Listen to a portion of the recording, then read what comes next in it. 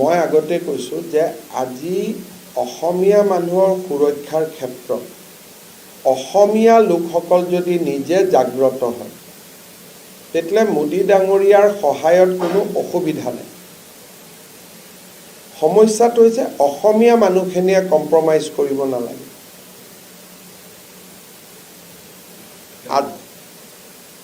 যিটো আমাৰ চিন্তা যে আমি সুৰক্ষিত হৈ থাকিব লাগে, সেই সুৰক্ষিত হৈ থকাৰ ক্ষেত্ৰত অসমীয়া মানুহৰ নন কম্প্ৰমাইজিং যদি চিটুৱেশ্যন থাকে আমাক সকলোৱে সহায় কৰিব। কিন্তু যেতিয়া আমাৰ কম্প্ৰমাইজিং পজিশ্যন থাকে, মোদী ডাঙৰীয়াই আমাক কৈছে যে পুছবেক কৰক, অসমীয়াই কৈছে কিয় পুছবেক কৰি আছে? আটাইতকৈ সমালোচনাটো অসমীয়া মানুহে কৰি আছে, তেওঁ কংগ্ৰেছ হওক বিজেপি হওক বেলেগ কথা। গতিকে অসমীয়া মানুহৰ সুৰক্ষা মোদী ডাঙৰীয়াই সুৰক্ষিত কৰিব নোৱাৰে। অসমীয়াই যিখিনি কথা মোদী ডাঙৰীয়াৰ পৰা বিচাৰিব যে বিদেশী আছে, আমি BSFক গতাই দিছোঁ, BSFে পুছবেক কৰি দিব। কিন্তু যদি আমিয়ে BSFক গতাই নিদিওঁ, মোদী ডাঙৰীয়াইটো আহি ইয়াৰ পৰা ল'ব নোৱাৰে। গতিকে অসমীয়া মানুহে নিজে সুৰক্ষিত কৰাৰ চিন্তাটো যেতিয়া নন কম্প্ৰমাইজিং পজিশ্যনত থাকিব, বিজেপি আইডিঅলজিকেলি আমাৰ লগত থাকিব। যদি গুজৰাটৰ পৰা মোদী ডাঙৰীয়াইটো গোটেইখিনি ফৰেনাৰ খেদি পঠিয়াই দিলে, আহমেদাবাদত থকা যিমান আছিলে, তাততো এখন PILও নহ'ল, এখন পিটিশ্যনো নহ'ল। অসমততো মই ডেইলি কেছ খেলি আছোঁ, আৰু কেছ কৰা মানুহখিনিও অসমীয়া, উকিলখিনিও অসমীয়া। গতিকে আমাৰ জাতিটোৰ ভিতৰত একতা থাকিলে মোদী ডাঙৰীয়াৰ চৰকাৰখনৰ পৰা, অমিত শ্বাহ ডাঙৰীয়াৰ পৰা আমি বহুত সুবিধা ল'ব পাৰোঁ যদি আমাৰ নন কম্প্ৰমাইজিং হয়। কালি আপোনালোকে বিধানসভাত দেখিলে দেৱব্ৰত শইকীয়াটো অসমীয়াই মানুহ নহয়। আটাইতকৈ বিদেশীখিনি খেদাৰ ক্ষেত্ৰত আপত্তি কোনে কৰিলে? কংগ্ৰেছ দলে কৰিলে। আৰু কংগ্ৰেছ দলৰ নেতাসকলক আটাইতকৈ বেছি স্পেচ কোনে দিয়ে? আপোনালোকে দি, টিভিৰ পৰা পেপাৰলৈকে। গতিকে আজি কোনখন পেপাৰত লিখিলে ৰাতিপুৱা যে দেৱব্ৰত শইকীয়াক আমি ঘৃণাৰে উপচাই দিছোঁ পুছবেকৰ বিৰোধিতা কৰাৰ কাৰণে? কোনোটো লিখা নাই। তাৰ ভিতৰত আপোনালোকে বিচাৰিব ই এটা বাইট দিয়ক, ই এটা বাইট দিয়ক, কাজিয়া লাগক, PRP আহক, কথাটো সেইটোৱে।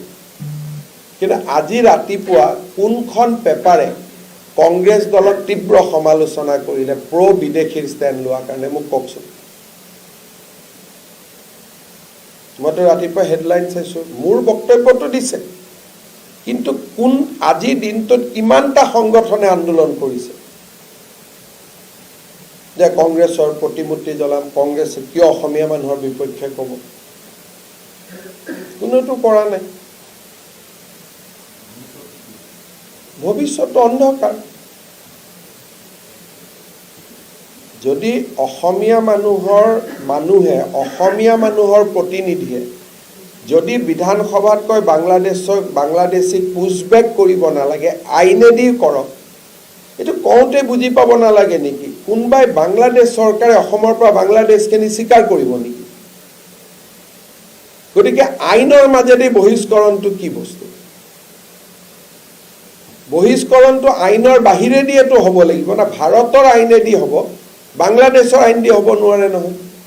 বাংলাদেশে কিয় ল'ব বিদেশীখিনি? ক'ৰ পৰা খুৱাব? তেওঁলোকেতো খেদি পঠিয়াই সদায় যে ভাৰতত যা, আমি ইয়াত খুৱাবৰ কাৰণে জাগা নাই।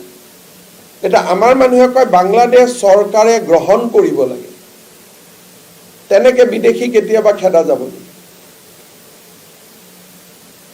কালি আপোনালোকে বিধানসভাত এটা বক্তব্য আপোনালোকে নুশুনিলে। তেওঁ কৈছে যে 1950 চনৰ আইনখনত যেতিয়া অসমত বিষ্ণুৰাম মেধিহঁতে বিদেশী খেদা আৰম্ভ কৰিলে, তেতিয়া জৱাহৰলাল নেহৰুৱে চিঠি লিখিলে যে এই আইনখন দি বিদেশী বহিষ্কাৰ কৰিব নালাগে বুলি। কালি যদি আপোনালোকে লিডাৰ অফ অপজিশ্যনৰ ভাষণ শুনে, কোনে আজি এইটো হেডলাইন কৰিলে কওক মোক?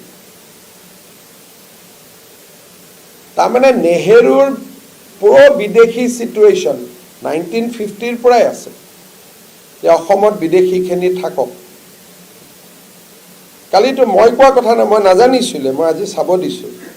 কালি দেৱব্ৰত শইকীয়াই কৈ আছে বিধানসভাত যে ইমিগ্ৰেণ্ট এক্সপালশ্যন এক্টখন ইমপ্লিমেণ্ট নকৰিবৰ কাৰণে নেহেৰুৱে চিঠি লিখে। আজিতো মই ক'তো দেখাও নাই। আজি আমাৰ অসমত 2895 ফেচবুক একাউণ্ট এক্টিভ হৈ আছে, যিসমূহ ক'ৰ পৰা চলি আছে? Islamabad, Dhaka, Mymensingh, Dubai, Riyadh. কিন্তু কোনজন সাংবাদিকে ৰিচাৰ্চ কৰিছে কওক?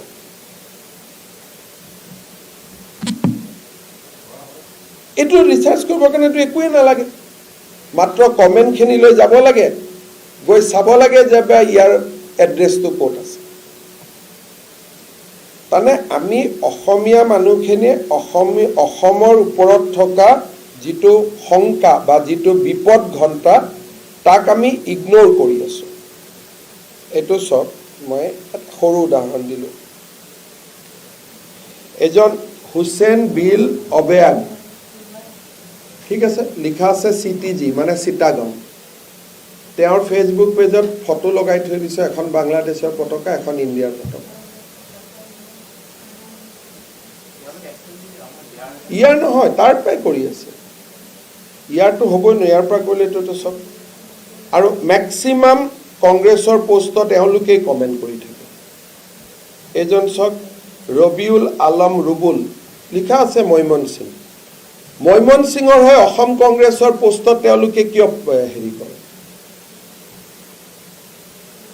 উই হেভ আইডেণ্টিফাইড 2895 একাউণ্ট। মই কিতাপ এখন কৰি আপোনালোকক দি দিম। মই আজি দুটা মই কালি চাবৰ কাৰণে লৈ এজন চব, ৰবিউল আলম ৰুবেল, লিভছ ইন ময়মনসিং, বাংলাদেশ। কিন্তু আপোনালোকে কয় বাপৰে ইমান লাইক আহিছে, বহুত পপুলাৰ দেই। কিন্তু যিখন ৰাজ্য চাৰিওফালৰ পৰা শত্ৰুৰ মাজত আছোঁ, কোনো এজনে আপোনালোকে ইয়াত মই কোনো মেজিক কৰা নাই, মইতো চিম্পল চাইছোঁ। মই এইকেইটাতো আহিবই নোৱাৰে, ক'ৰ পৰা আহিছে চাচোন বাবা। 10টা হাজাৰ হাজাৰ একাউণ্ট পেলেষ্টাইন, আৰু অকল পেলেষ্টাইনৰ কাৰণে লিখে আৰু অসমৰ কাৰণে লিখে। 2895 একাউণ্ট। এতিয়া মোদীয়ে আমাক কেনেকৈ সহায় কৰিব? আমি এইবিলাক ৰিচাৰ্চ কৰি দেখুৱালেহে মোদীয়ে আমাক সহায় কৰিব পাৰিব, ইণ্টাৰপোলত দিব পাৰিব, চাব পাৰিব। আমিতো আমাৰ চাৰিওফালে থকা নিৰাপত্তাহীনতাৰ পৰিৱেশটো আমিয়ে বুজি পোৱা। আমি অসমীয়াসকলে তাক বুজি পালে, এইটোতো মুখ্যমন্ত্ৰীৰ কাম নহয়। আপোনালোকেওতো পেজকেইটা চাব পাৰে নে অকল এইটো মুখ্যমন্ত্ৰীৰ কাম?